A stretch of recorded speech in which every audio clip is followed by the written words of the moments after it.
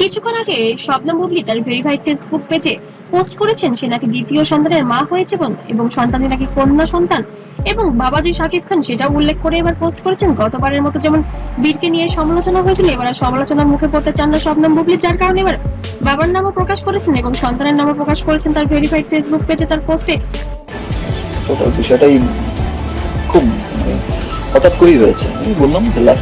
সন্তানের নাম রেখেছেন শার্লিন খান, ব্লেসড অফ শাকিব খান এবং জন্ম হয়েছে গত মে মাসের 11 তারিখে 2026। এই টুইটে পোস্ট করেছেন তার ভেরিফাইড ফেসবুক পেজে, যা মুহূর্তেই ভাইরাল হয়ে গেছে সোশ্যাল মিডিয়ায়।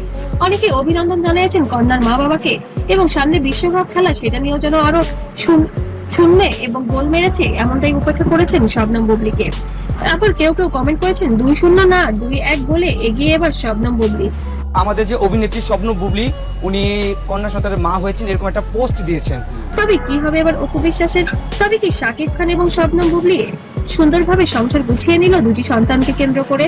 তবে এবার আব্রাহাম খান জয় যেন এবার কি হবে তার ভবিষ্যৎ?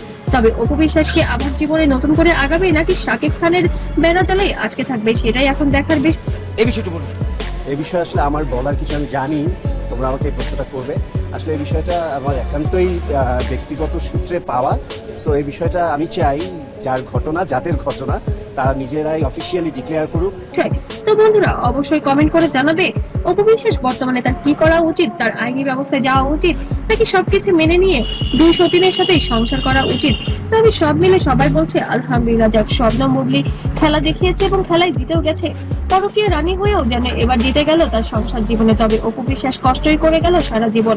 অপু বিশ্বাসের জন্য কিছু ভক্তরা আফসোস করেছেন, আবার কেউ বা বলেছেন হয়তো অপু বিশ্বাসের ক্যারিয়ারের জন্য। আমি যতটুকু বলেছি এটুকুই আপনাদের জন্য এনাফ। আমি এর বিস্তারিত যদি বলতে চাই হয়তো বা তারা পছন্দ করবে না, সো আমি সেই এটাই ঠিক ছিল।